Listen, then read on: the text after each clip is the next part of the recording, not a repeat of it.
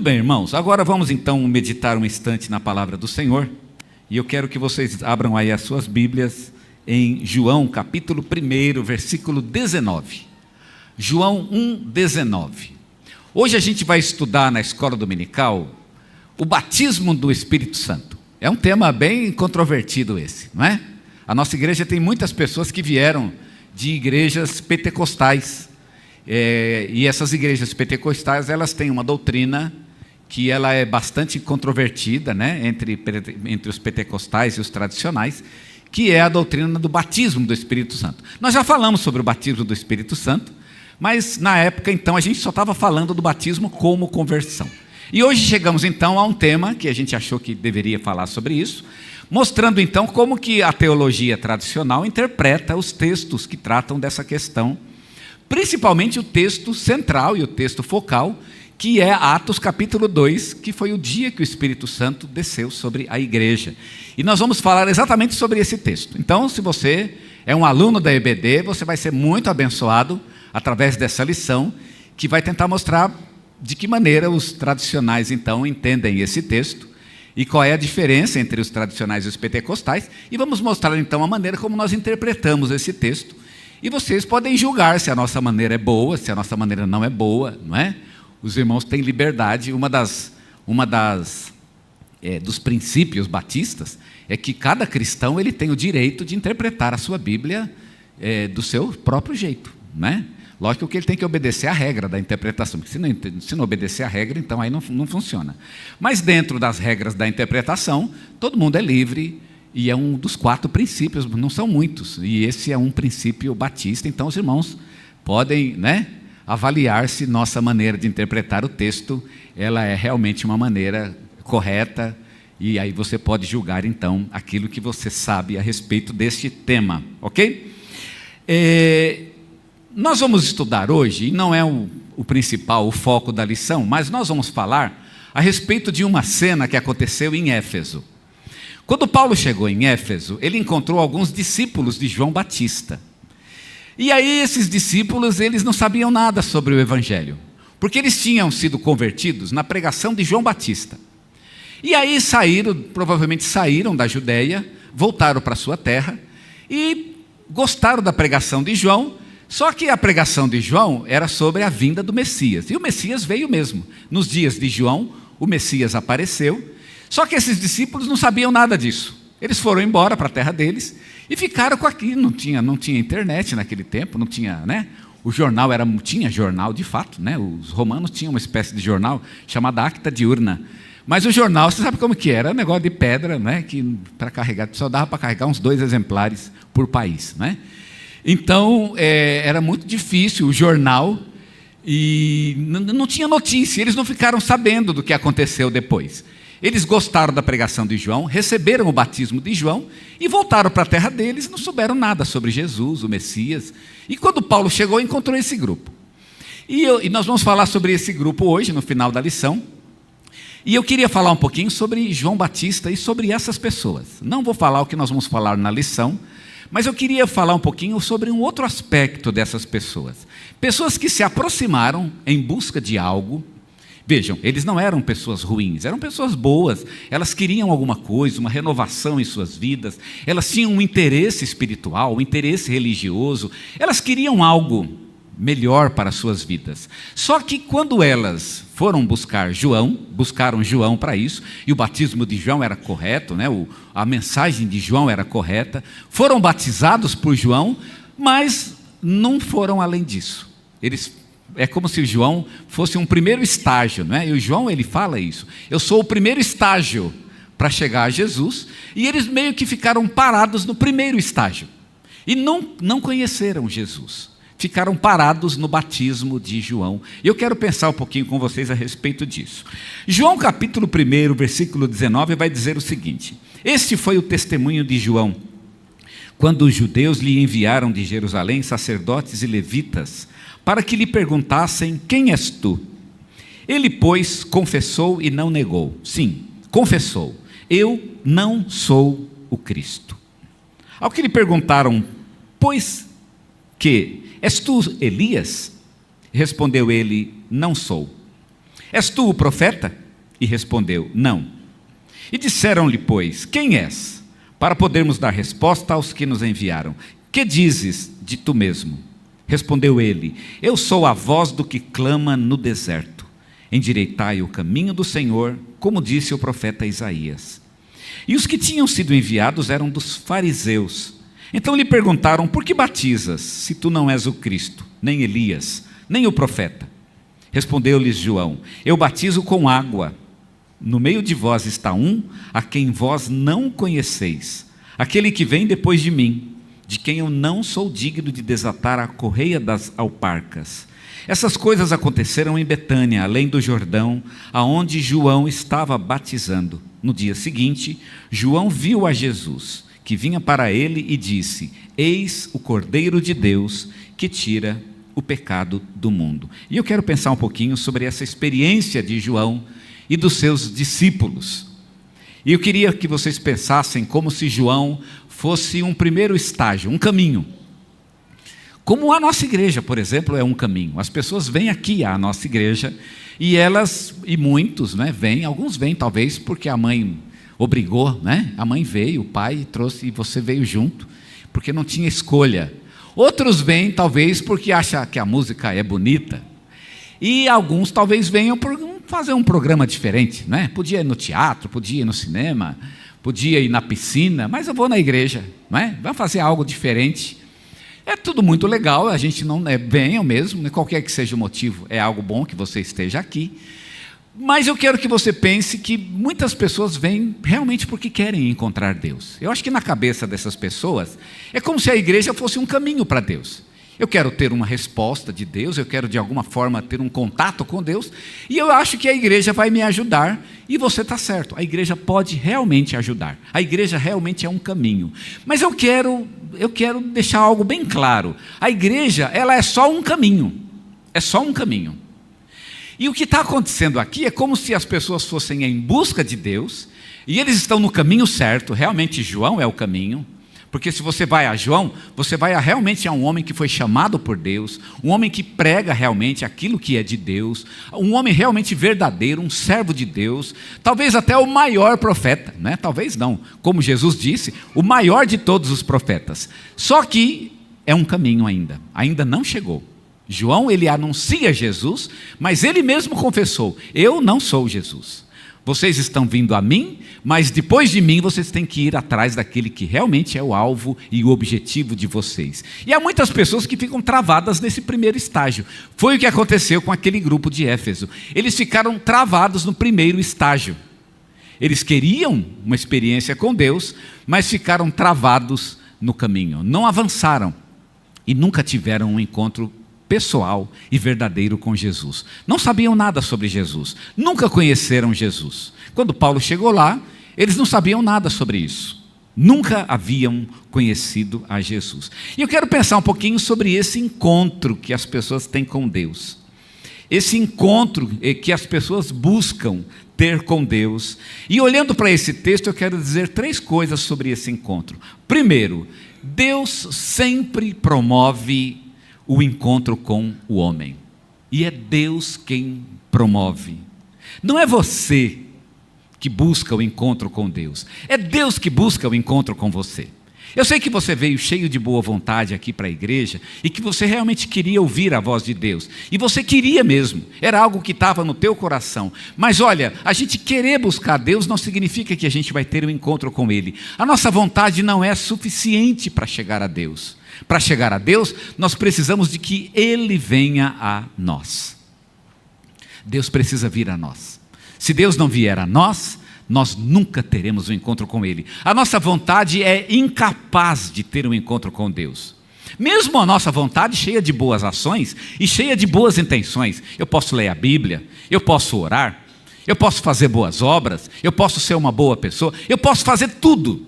E ainda assim eu jamais terei um encontro com Deus se Deus não me buscar. Ele tem que me buscar, é Ele que vem a mim.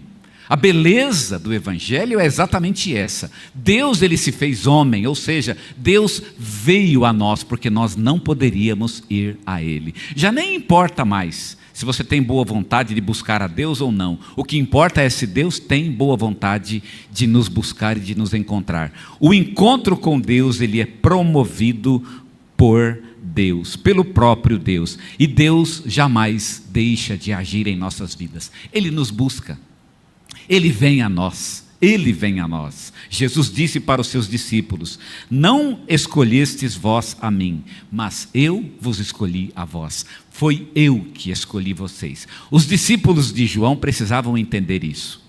Eles queriam buscar a Deus e acharam que João era um bom caminho. De fato, João era um bom caminho, mas o que eles precisavam entender é que Jesus viria a eles. Jesus viria mais tarde e diria para cada um deles: não foram vocês que me procuraram, foi eu que procurei vocês. O encontro com Deus, ele é promovido pelo próprio Deus. Segunda lição que aprendo nesse texto é que o caminho que leva para um encontro com Jesus ainda não é Jesus. E eu preciso tomar muito cuidado com isso, porque eu estou no caminho certo para chegar a Jesus. Mas eu tenho que tomar cuidado porque há um caminho que me leva a Jesus, e o caminho ainda não é Jesus. Eu posso chegar aqui na igreja e achar bonito, a música é bonita, o pessoal é muito legal, aqui a gente conversa, aqui a gente tem amizade, e aí eu vou ficando, e vou gostando, e eu me torno, sabe o quê? Um amigo da igreja. Eu me torno um simpático da igreja. Eu me torno um simpático do Evangelho. E quantos se tornam simpáticos para o Evangelho? Gostam do Evangelho, se dão bem no Evangelho. E não, vamos lá, é bonito, é gostoso, é o bem, lá se fala do bem, muito bem, e a gente não nega nada disso, mas cuidado, porque ainda não é o encontro com Jesus. O encontro com Jesus não é você gostar da igreja. O encontro com Jesus é algo pessoal, que se dá no seu próprio coração. É um encontro verdadeiro, de fato. E o que está acontecendo com esses homens é que eles encontraram o caminho certo, mas de alguma forma ficaram parados no caminho e não avançaram, não descobriram aquele que realmente deveria ser descoberto, o Senhor Jesus. Muita gente se converte para a igreja, né? Ele gostou da igreja e de alguma forma o coração dele fica na igreja e ele se converte. Ele ama aquele lugar, aquele espaço, aquela mensagem, mas ele é simpático para com aquilo, somente isso. E não há algo mais, não há algo além em sua vida que o leva a um verdadeiro encontro pessoal, íntimo, verdadeiro e transformador com o Senhor Jesus. O caminho que leva a Jesus ainda não é o encontro com Ele. João Batista fundou uma seita. E olha que interessante, eu achei bacana Paulo descobrir aqueles discípulos de Éfeso, que a gente acaba conhecendo essa história. João Batista fundou uma seita, a seita dos Joões Batistas, não é? E essa seita, ela ganhou então alguns adeptos, e Paulo os encontrou em Éfeso. E sabe o que aconteceu? Olha que interessante, eles não sabiam nada, estavam lá em Éfeso, e tem que fazer o quê? Não sei. Sabe o que aconteceu com ele? Parece que eles ficaram meio decepcionados, né? Eles ouviram a mensagem de João, foram embora, mas e o que João tinha prometido? E daí? Cadê aquilo? Cadê o Messias? Eles não sabiam nada. Sabe o que acontece? O encontro com Jesus nunca decepciona. Eles eram pessoas que eram simpáticas a Deus, mas eram pessoas decepcionadas. Por que não é mais real? Por que não tem algo melhor para a minha vida? Por que não existe uma profundidade na comunhão com Deus? Por que eu não consigo ir além? Por que eu não consigo vencer meus próprios pecados? E a vida cristã começa a decepcionar. E há muita gente decepcionada sentada nas igrejas, decepcionadas com Deus. E sabe por que são decepcionadas com Deus? Porque nunca tiveram um encontro verdadeiro com Ele. Porque o encontro com Jesus não decepciona. A esperança não confunde, Paulo diz, não é? E a gente poderia dizer, a esperança verdadeira não decepciona, porque ela só vem de um verdadeiro encontro com Jesus. Quem encontra com Jesus não fica decepcionado. Jesus é uma espécie de fonte de água viva. E quem prova da água viva que é Jesus, ele diz, nunca mais terá sede. Você encontrou aquilo que tinha que encontrar. A sua alma encontrou descanso. E você sabe que você encontrou descanso. Jesus disse: as minhas ovelhas ouvem a minha voz e me seguem. Elas me conhecem. E você não procura mais. Mas nas igrejas está cheia de gente. As igrejas estão cheias de pessoas que ainda estão procurando alguma coisa, sentadas nos bancos das igrejas, às vezes por 1 ano, 2, 10, 20 anos, e ainda procurando algo, ainda querendo algo. Meu Deus, por que não consigo? O que falta na minha vida? Ainda se perguntando o que falta. A pergunta, o que falta na minha vida, ela mostra exatamente que eu me converti para a causa errada. Eu ainda estou no caminho, eu não cheguei ainda lá. Talvez eu não tenha de fato encontrado ou tido esse encontro verdadeiro com Jesus. Porque se eu tiver, eu vou saber que eu tive. O encontro com Jesus não decepciona. O encontro com Jesus, ele é a completa cura para as nossas vidas. Lembra de uma pessoa que Jesus curou e ele era cego? E aí Jesus colocou a mão nos olhos dele e falou: o que você está vendo? E ele olhou assim: eu estou vendo os homens como se fossem árvores. Ele não tinha sido curado completamente. Ainda faltava algo. E aí Jesus colocou a mão novamente: e agora? Aí ele disse: agora eu estou vendo tudo perfeitamente. Esse milagre que Jesus fez, ele fala de uma situação muito interessante, que acontece muito nas igrejas, e acontece muito neste mundo, de pessoas que vêm a Jesus e são curados pela metade. Mas curado pela metade é nenhuma cura diante de Deus, porque as pessoas tiveram uma experiência com o bem do Evangelho, com a boa mensagem do Evangelho, com a beleza da mensagem do Evangelho, mas elas próprias não foram tocadas pela mensagem do Evangelho. Foram meio curadas, mas ainda falta algo na vida dessas pessoas. Faltava algo na vida daqueles discípulos de João, e eles só descobriram isso quando eles encontraram Paulo, que apresentou para eles o verdadeiro Evangelho. E aí sim, eles puderam saber de Jesus, aceitar a Jesus e finalmente receber o batismo de Jesus. Paulo até perguntou para eles: e vocês foram batizados em nome de quem? E olha a resposta dele: fomos batizados em nome de João Batista. Já viram falar disso? Alguém batizado em nome de João Batista? Não parece uma brincadeira? Pois é, aconteceu com esses homens. O encontro verdadeiro com Jesus, ele não decepciona. Ele é verdadeiro. E quem o encontra não procura mais.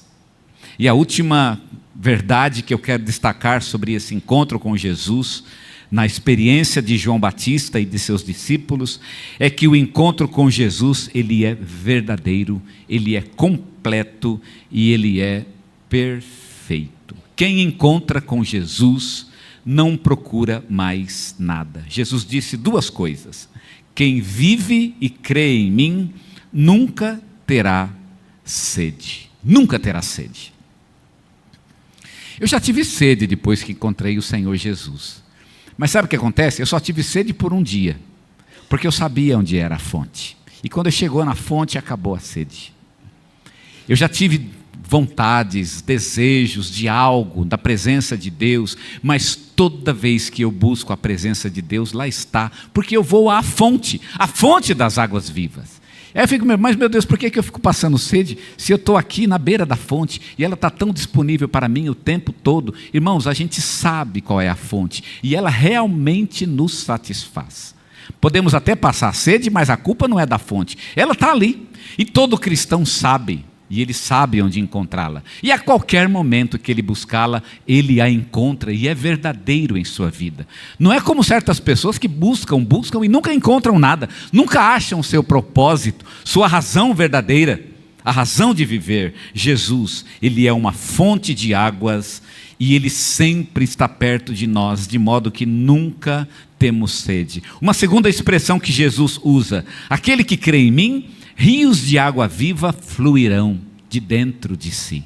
Rios de água viva. Irmãos, rios de água viva são um símbolo da presença do Espírito que habita em nossos corações. Ele aqui é comparado com a água viva. E ele está dentro de nós. E ele nos enche com a sua presença. E não é só uma questão de matar a nossa sede, não é uma questão de encher o nosso copo, a questão é de fazer o copo transbordar. Rios de água viva significa que somos completamente satisfeitos com Jesus. Jesus tem vida em abundância. Você tem vida em abundância? Você tem? Se você tem uma vida em abundância, significa que você realmente teve um encontro verdadeiro com Jesus. Faltava isso para esses homens, que foram discípulos de João. Estavam no caminho certo. Como talvez você esteja. Você está no caminho certo.